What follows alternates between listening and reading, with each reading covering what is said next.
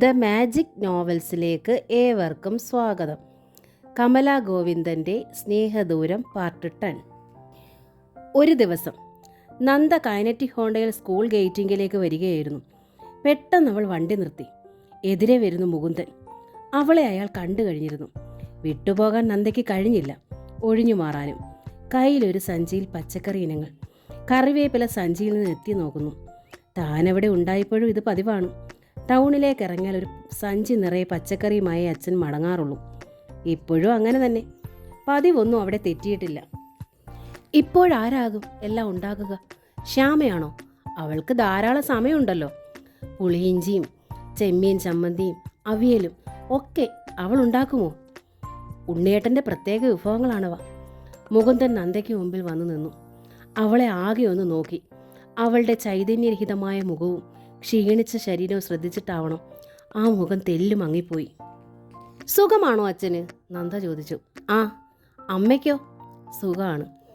ഉണ്ണിയേട്ടൻ്റെ വിവാഹം കഴിഞ്ഞു അല്ലേ?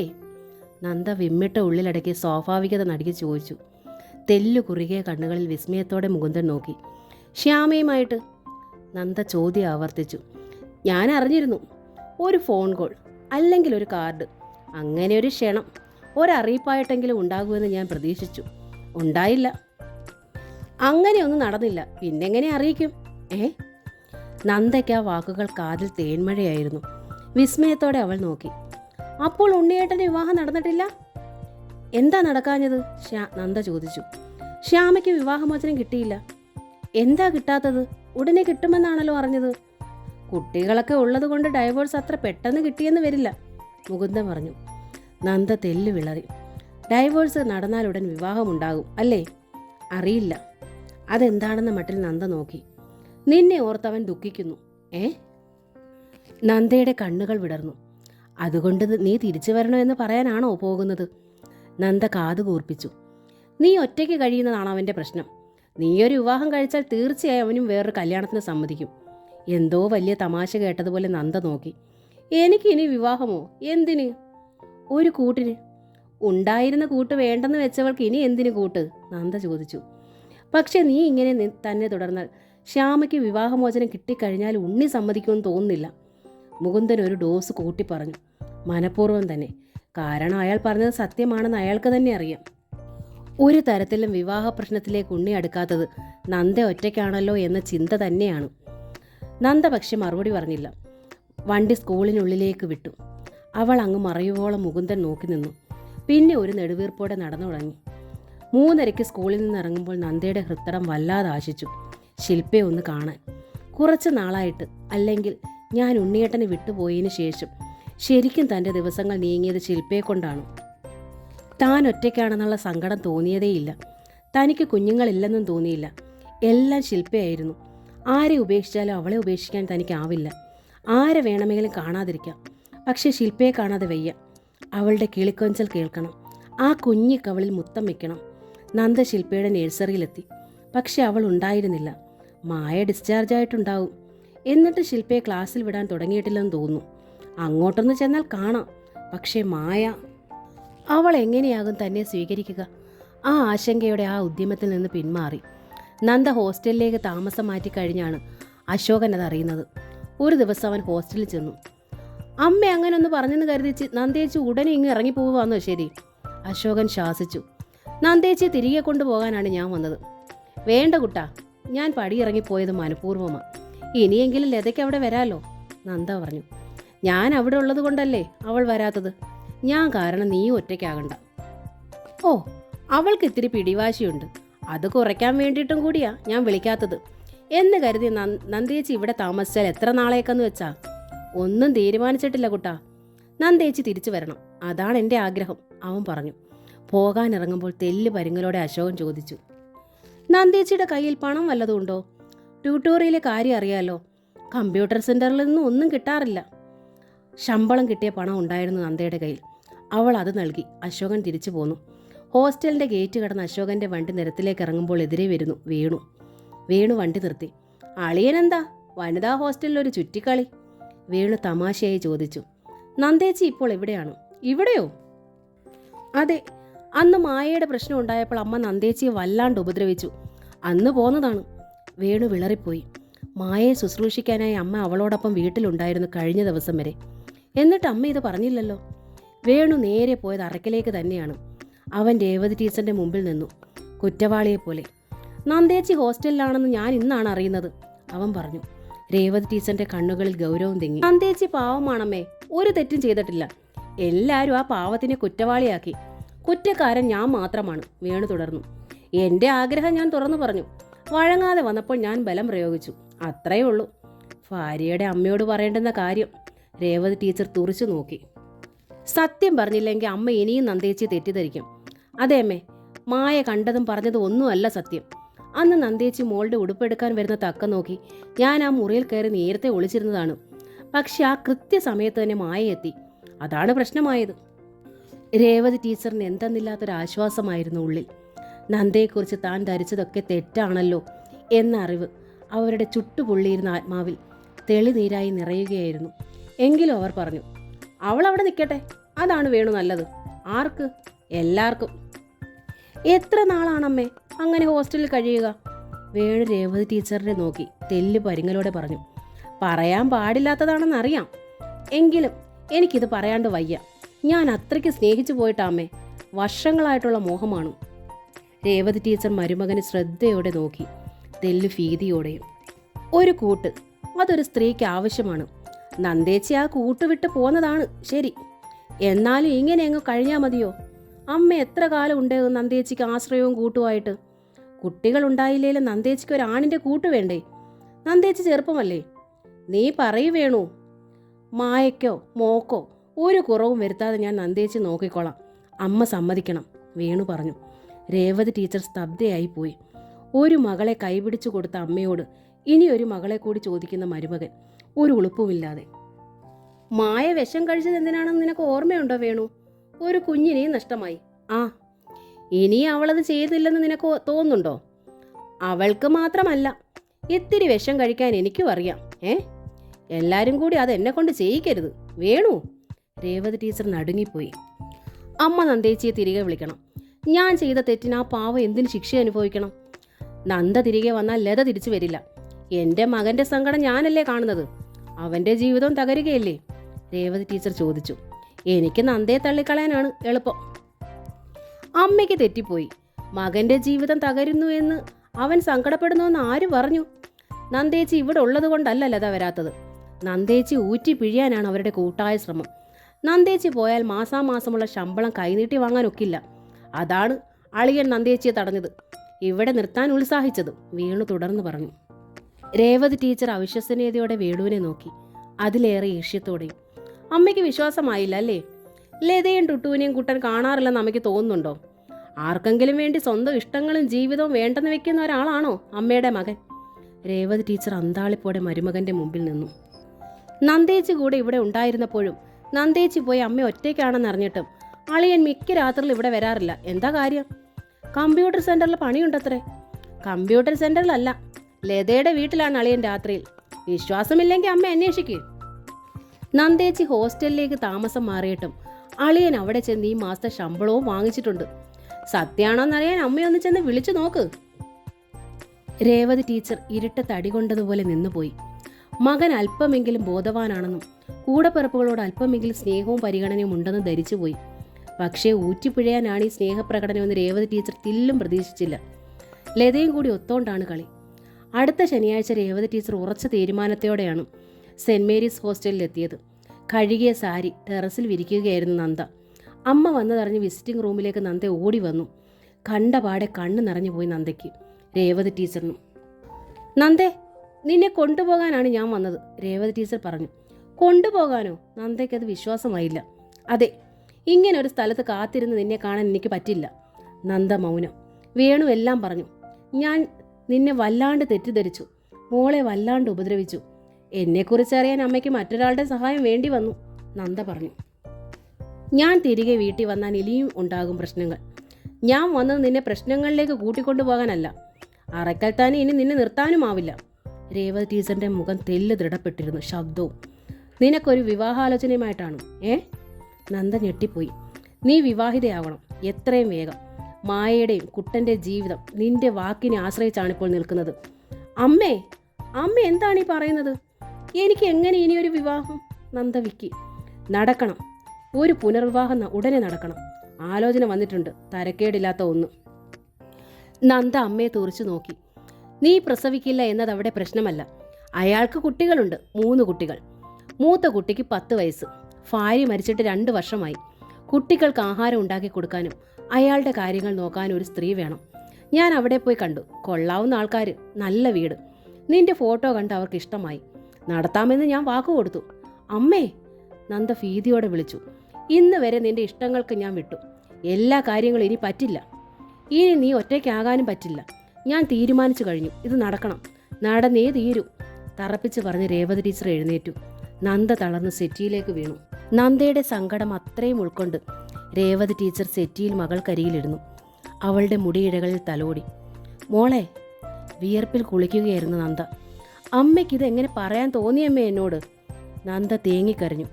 ഒരു പുനർവിവാഹത്തിന് വേണ്ടിയിട്ടാണോ ഞാൻ ചൈത്രത്തിൽ നിന്ന് പോന്നത്? ഒരാൾ ഇപ്പോഴും മനസ്സിനുള്ളിൽ തെങ്ങി നിറഞ്ഞു നിൽക്കേ. എങ്ങനെയാണമ്മേ ഇനി ഒരാളുടെ കൂടെ? നീ ഉണ്ണീരെടുത്തുനിന്ന് പൊരിഞ്ഞു പോകുമ്പോൾ നിനക്ക് ഭർത്താവില്ലാതാകുന്നു എന്ന് മാത്രമേ ഞാനും കരുതിയുള്ളൂ. പക്ഷെ നീ മൂലം പ്രശ്നങ്ങൾ അടിക്കടി രൂക്ഷമാകുന്നത് കണ്ടപ്പോൾ എനിക്ക് തന്നെ പിടിച്ചു നിൽക്കാൻ കഴിഞ്ഞില്ല മോളെ. രേവതി ടീച്ചർ തുടർന്നു. നീ അവിടെ നിന്ന് താമസം മാറ്റിയത് കൊണ്ട് മാത്രം ഒന്നും തീരുന്നില്ല. പ്രശ്നങ്ങൾ ഇനിയും വഷളാകാനാണ് സാധ്യത. നന്ദ മുഖം തിരിഞ്ഞു നോക്കി. കണ്ണീർ നിറഞ്ഞ ആ മിഴികളിൽ ചോദ്യങ്ങളും ഉണ്ടായിരുന്നു.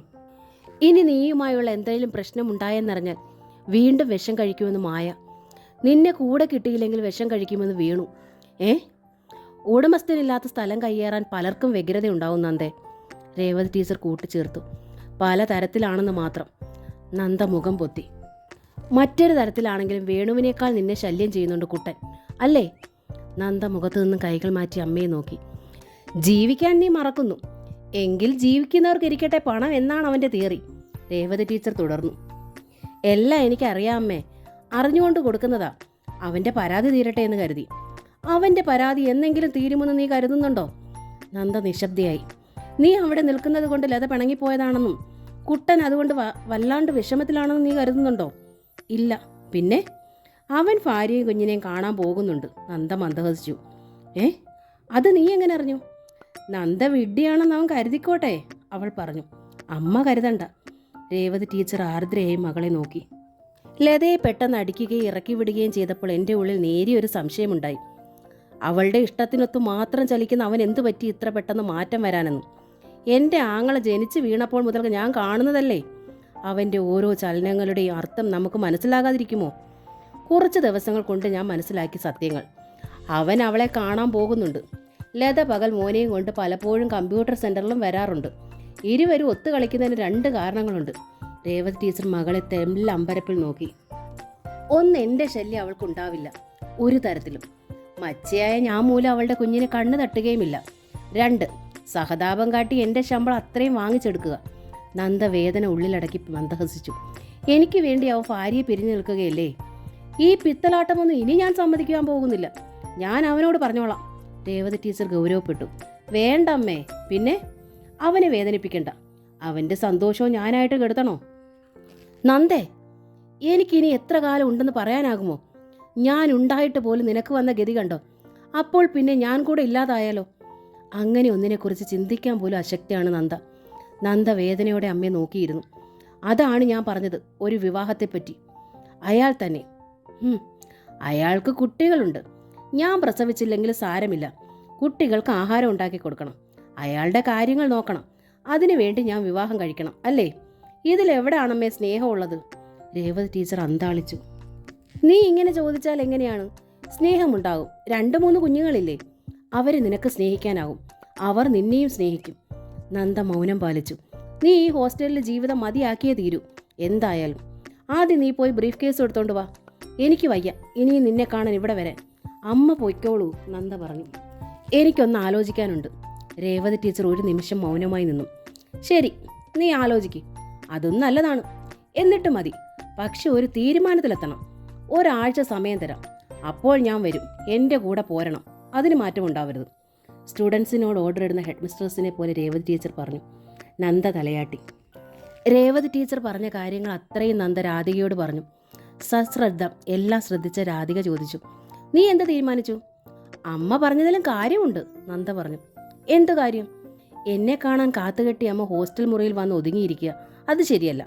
അതുകൊണ്ട് ഒരു വീട് വാടകയ്ക്ക് എടുക്കണം, അങ്ങോട്ട് മാറി താമസിക്കാം. അമ്മയ്ക്ക് സ്വാതന്ത്ര്യത്തോടെ എൻ്റെ അടുത്ത് വരാമല്ലോ. രാധിക നെറ്റി ചൊളിച്ചു. ഞാൻ ചോദിക്കുന്നത് അതല്ല. പിന്നെ അമ്മ കൊണ്ടുവന്ന പ്രപ്പോസലിനെ കുറിച്ചാണ്. അത് ഞാൻ അപ്പോഴേ തള്ളിക്കളഞ്ഞില്ലേ. അപ്പോൾ ആലോചിക്കാമെന്ന് അമ്മയോട് പറഞ്ഞതോ? അത് വീട് മാറ്റത്തെക്കുറിച്ചാണ്. രാധിക ശാസനയോടെ നോക്കി. കാര്യങ്ങൾ നോക്കാനും കഞ്ഞി വെക്കാനും ഒരാൾ, അതിനായിട്ട് മാത്രമാണെങ്കിൽ എൻ്റെ ഉണ്ണിയേട്ടൻ പോരെ എനിക്ക്. നിന്റെ കാര്യം പോക്ക, രാധിക ദേഷ്യത്തോടെ പറഞ്ഞു. നന്ദ മന്ദഹസിച്ചു. രാവിലെ ക്ലാസ്സിൽ ചെന്നത് മുതൽ 3:30 കിട്ടാൻ നന്ദ വെപ്രാളപ്പെട്ടു. അവൾക്ക് ശില്പയെ കാണണം. എത്ര നാളായി ആ മുഖം കണ്ടിട്ട്, ആ കൊഞ്ചൽ മൊഴി കേട്ടിട്ട്. മായ എന്തു പറഞ്ഞാലും സാരമില്ല, വീട്ടിൽ ചെന്ന് കുഞ്ഞിനെ കാണണമെന്നും അവളെ വണ്ടിയിൽ കയറ്റി മുമ്പിൽ നിർത്തി ഒന്ന് കറക്കണമെന്നും പലതവണ വിചാരിച്ചു. പക്ഷേ ഇനി തൻ്റെ ശല്യമുണ്ടായാൽ മായ വീണ്ടും വിഷം കഴിക്കുമത്രേ. അതുകൊണ്ട് ആ വീട്ടിൽ പോകാൻ നന്ദ ഭയന്നു. 3:30 സ്കൂളിൽ ചെന്നാൽ കാണാം. മായ വരും മുമ്പ് കുഞ്ഞിനെ കണ്ട് തിരിച്ചു പോരുകയും ചെയ്ത നന്ദ അങ്ങനെ തന്നെ കരുതി. 3:30 രാധിക ഇറങ്ങാൻ പോലും കാത്തു നിൽക്കാതെ നന്ദ തൻ്റെ വണ്ടി സ്റ്റാർട്ടാക്കി വിട്ടു. നന്ദ ചെല്ലുമ്പോൾ ക്ലാസ് വിട്ടിരുന്നു. ഒരുമിച്ച് നിരന്നു വരുന്ന ഓമന കുഞ്ഞുങ്ങൾ, കുഞ്ഞിപ്പറവകൾ, എല്ലാവർക്കും ഒരേ വേഷം. എവിടെ എൻ്റെ കുഞ്ഞ്? നന്ദ പാറി നോക്കി. നന്ദാമേ! ഒരു കുഞ്ഞിപ്രായമായി ശില്പ അവർക്കിടയിലൂടെ പാഞ്ഞെത്തി. നന്ദ അത്യാവശ്യത്തോടെ ശില്പയെ കോരിയെടുത്തു. അമ്മയുടെ പൊന്നുമോളെ! 100 കുറി മനസ്സിൽ അങ്ങനെ ആർത്തു വിളിച്ചു. അവളുടെ കണ്ണുകൾ നിറഞ്ഞുപോയി. നന്ദാമ എന്തിനാ കരയുന്നേ? 2 കുഞ്ഞി കൈകൾ തൻ്റെ കണ്ണീർ തുടയ്ക്കുന്നു. നിർവൃതിയോടെ നന്ദ ആ കൈകളിലും മുഖത്തും ശരീരത്തുമൊക്കെ മുഖം അമർത്തി. സ്കൂളിൻ്റെ മുറ്റത്തെ മരങ്ങൾക്ക് ചുറ്റും തറ കെട്ടി പൊക്കിയിട്ടിട്ടുണ്ട്. നന്ദ മോളെയും കൊണ്ട് ആ തിട്ടയിലിരുന്നു. നന്ദാമ്മ എന്നാ മോളെ കാണാൻ വരാത്തെ? ശില്പ ചോദിച്ചു. മോൾ എന്നും നന്ദാമ്മയെ നോക്കി നിൽക്കുമല്ലോ. എന്ത് പറയും കുഞ്ഞിനോട്? എനിക്ക് നന്ദാമ്മയുടെ കൈനറ്റിക് ഹോണ്ടയിൽ കയറണം എന്നും. നന്ദാമ്മ എന്നെ ഇട്ട് ഒത്തിരി ചുറ്റിക്കണം. നമുക്ക് ഒത്തിരി കിറ്റ്കാറ്റും ഒത്തിരി ഡോൾസും ഒക്കെ മേടിക്കണം. ഒക്കെ മേടിക്കാൻ കുട്ടാ, അതിനല്ലേ നന്ദാമ്മ വന്നത്? ആണോ? ശില്പയുടെ കുഞ്ഞു മുഖം വിടർന്നു, കണ്ണുകൾ തിളങ്ങി. നന്ദാമ്മേ, ഇന്ന് മിസ് നല്ലൊരു സോങ് പഠിപ്പിച്ചേ. ഗുഡ് സോങ്, ഞാൻ ഇപ്പം പാടാവേ. ശില്പ നന്ദയുടെ മടിയിൽ നിന്ന് പിടഞ്ഞ് താഴേക്കിറങ്ങി നിന്നു. കുഞ്ഞി കൈകളും തലയും മുഖവും കണ്ണുമൊക്കെ തിരിച്ചും ചരിച്ചും ആക്ട് ചെയ്തുകൊണ്ട് അവൾ ഒരു ഇംഗ്ലീഷ് പാട്ടിൻ്റെ വരി പാടാൻ തുടങ്ങി. എടി! പെട്ടെന്നായിരുന്നു ആക്രോശം. ശില്പ ഞെട്ടിത്തിരിഞ്ഞു. നന്ദയും. സ്ഥലകാല ബോധം വന്നത് അപ്പോഴാണ്. കലി തുള്ളിക്കൊണ്ട് മായ നിൽക്കുന്നു. അവൾ ശില്പയെ പിടിച്ചു മാറ്റിയിട്ട് തലങ്ങും വിലങ്ങും തല്ലി. ഡാൻസ് കളിക്കാൻ കണ്ട നേരം, അസത്തെ! കുഞ്ഞിനെ തല്ലല്ലേ മായേ? നന്ദ മായക്കരിയിലേക്ക് ഓടിയെത്തി. ഞാൻ തല്ലും കൊല്ലും, നീ ആരാടി ചോദിക്കേ? മായ ചീറി. നന്ദ ഞെട്ടിപ്പോയി. നീ ആരാടിയെന്നു? മായ തന്നെ ഇത്. ഞാൻ പ്രസവിച്ചതാ ഇതിനെ ഞാൻ എന്തും ചെയ്യും, മായ പറഞ്ഞു. വയറ്റി കിടന്നപ്പോഴേ കണ്ണ് വെച്ചും കൊതിച്ചു ഒന്നിന് നീ കൊന്നില്ലേ?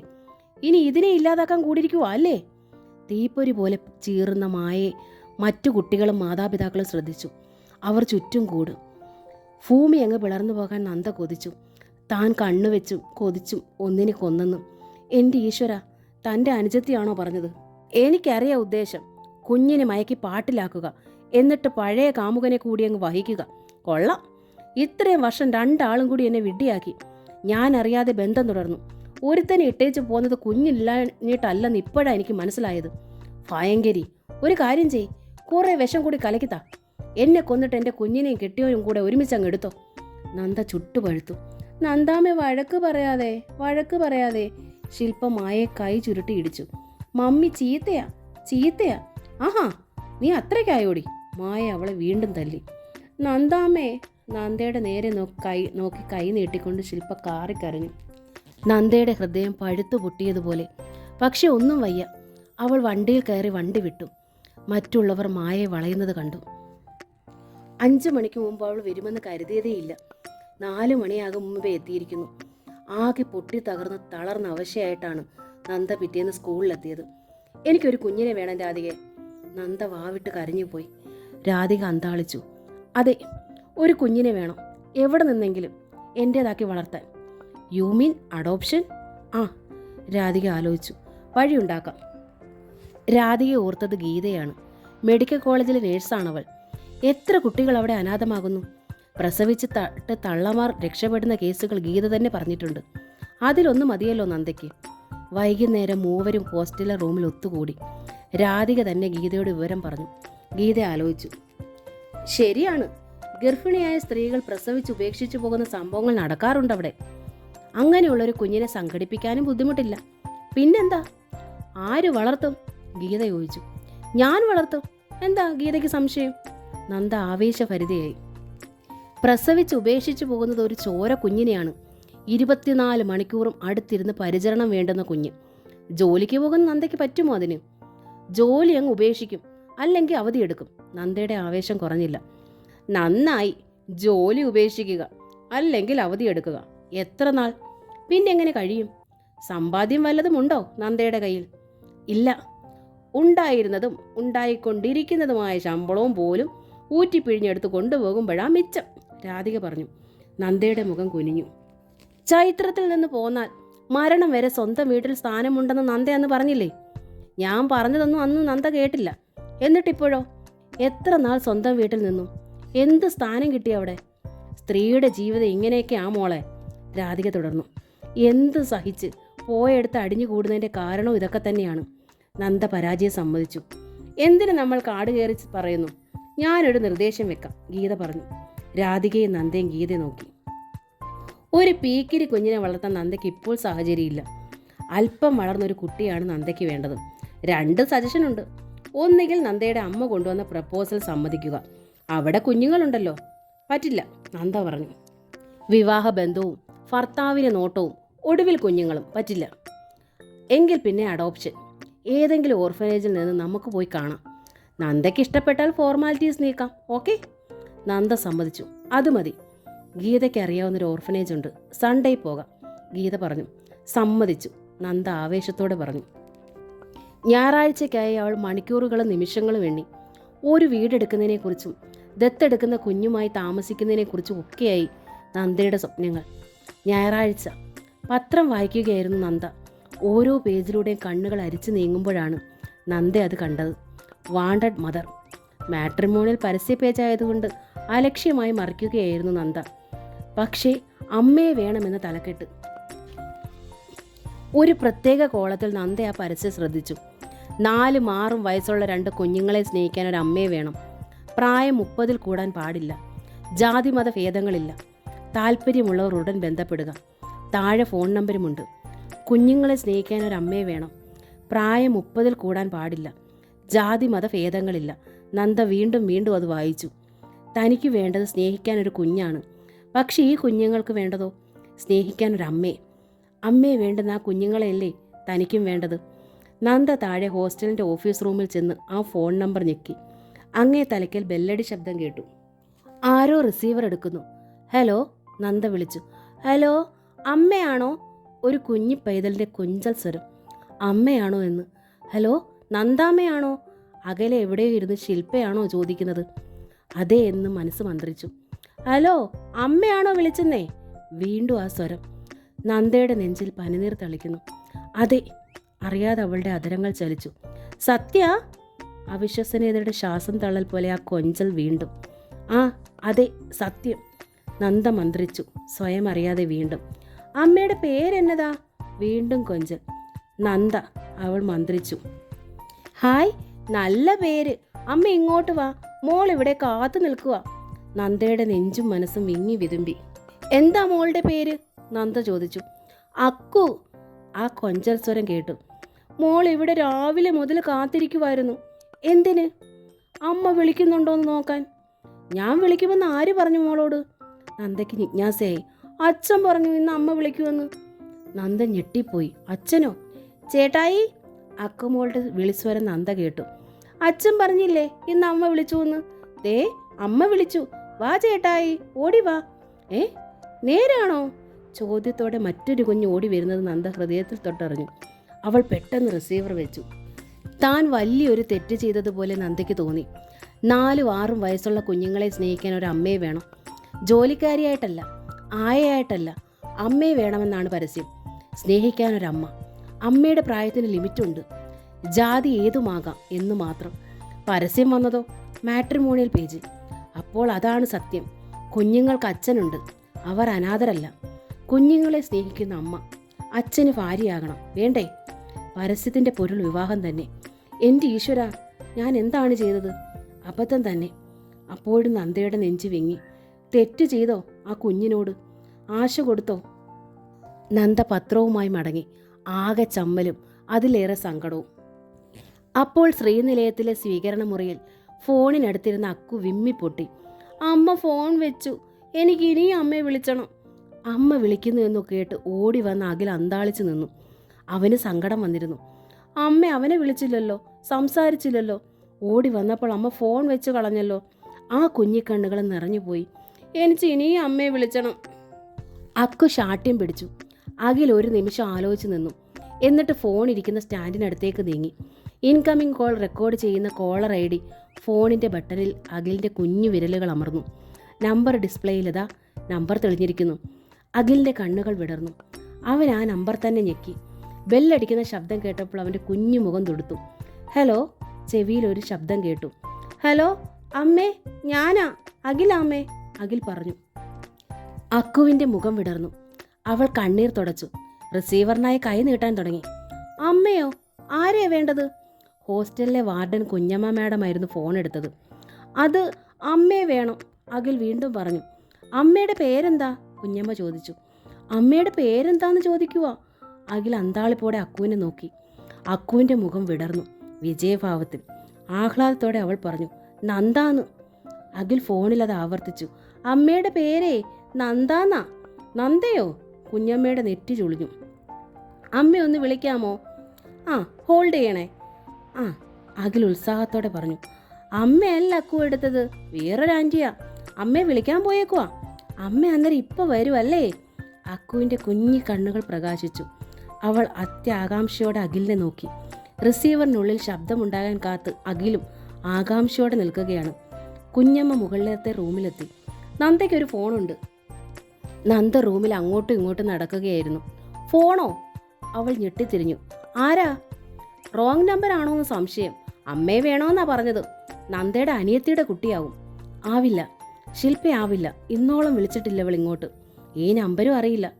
അക്കുമോളാണോ? പക്ഷെ ആ നമ്പർ ഞാൻ കൊടുത്തില്ലല്ലോ. താൻ വിളിച്ചത് മൊബൈൽ നമ്പറുമല്ല. പിന്നെ എങ്ങനെയാ കുഞ്ഞ് തിരിച്ചു വിളിക്കും? റോങ് നമ്പർ ആയിരിക്കും മാഡം, നന്ദ പറഞ്ഞു.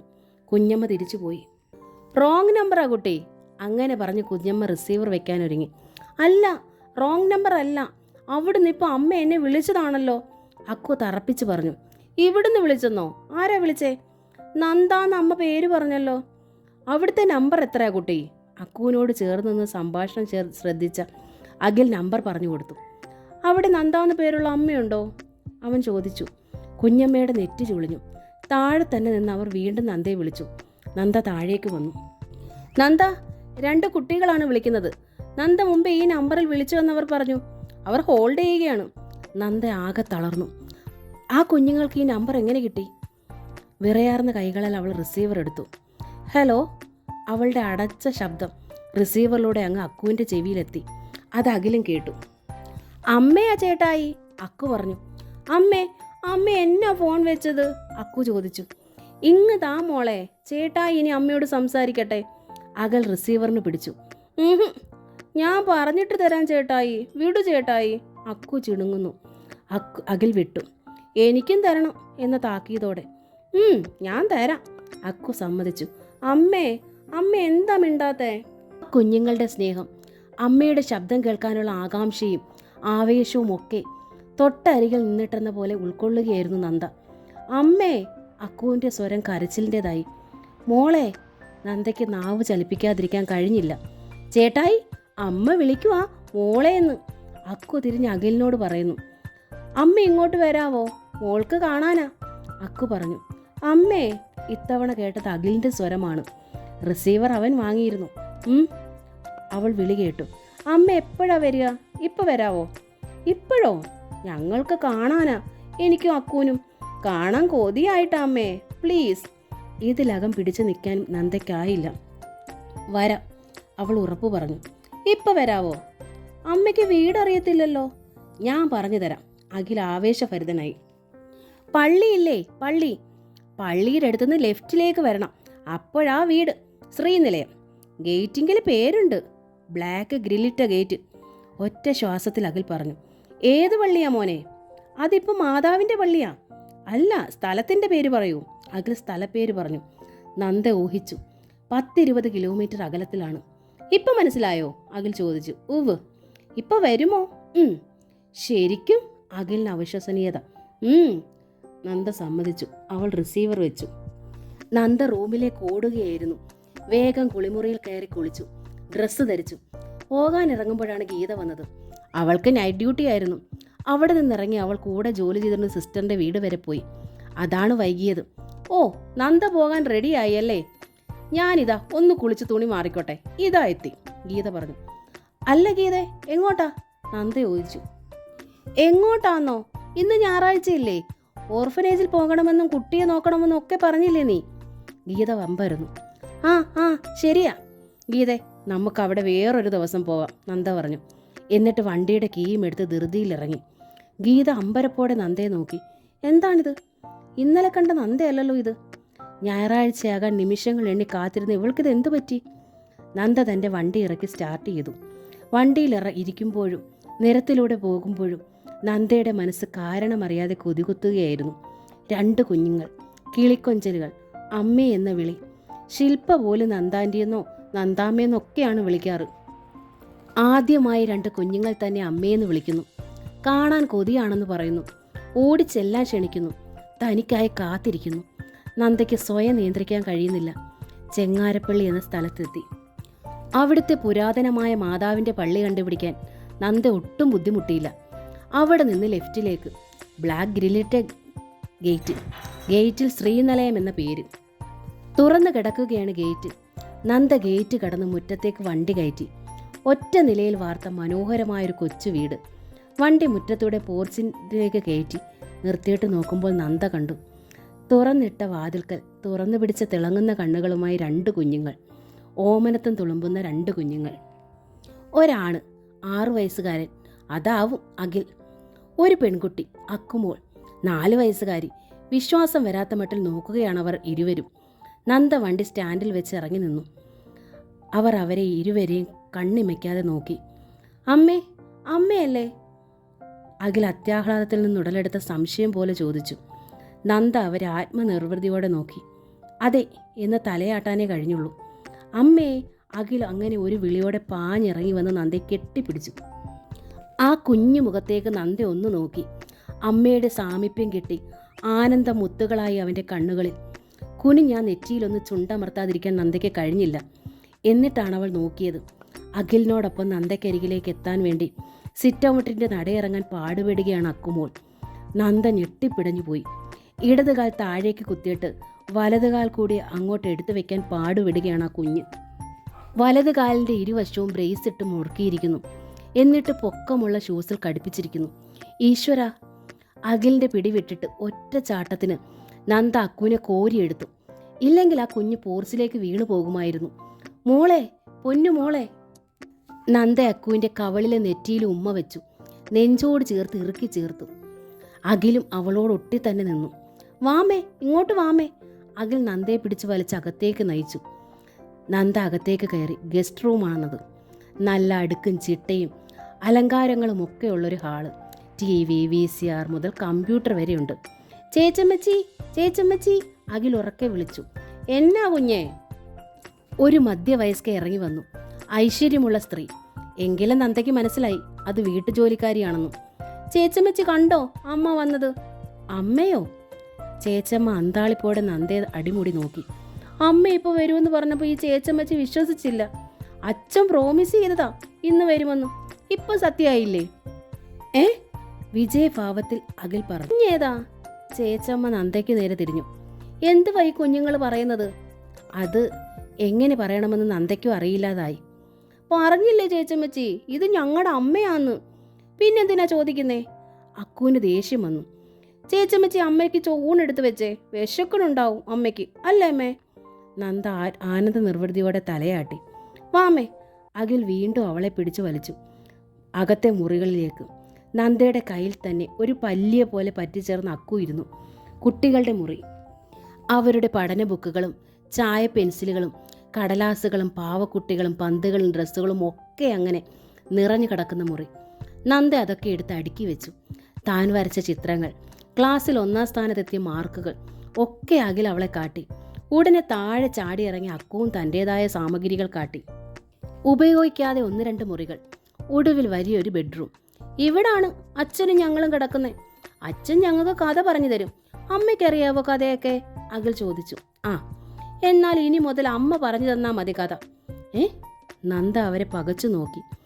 ഭിത്തിക്കരികിൽ ഷെൽഫുകൾ, അതിനടുത്ത സ്റ്റാൻഡിൽ വില കൂടിയ പാൻസും ഷർട്ടും ഒക്കെ നന്ദ കണ്ടു. ഒക്കെ ഉപയോഗിച്ചത് വാരി വലിച്ചിട്ടിരിക്കുന്നത്. ഭിത്തിയിൽ ഒരു കപ്പിൾ ഫോട്ടോ, അതിൽ കോമളനായൊരു യുവാവ്, അയാൾക്ക് ചേരുന്ന സുന്ദരിയായ യുവതി. ഇവരുടെ അമ്മയാകാം. എവിടെയാ സ്ത്രീ? മരിച്ചുപോയോ? അതോ ഈ ഓമനകളെ ഉപേക്ഷിച്ചു പോയോ? ഊണെടുത്ത് വെച്ച മക്കളെ, ചേച്ചമ്മ പിന്നിൽ വന്നതെന്ന് പറഞ്ഞു. വാമേ, നമുക്ക് ചോറുണ്ണാം. അഖിലും അക്കുവും വിളിച്ചു. ഇരുവരും അവളെ ഡൈനിങ് റൂമിലേക്ക് നയിച്ചു. നന്ദയ്ക്ക് ഇരുവശവും അവർ ഇരുന്നു.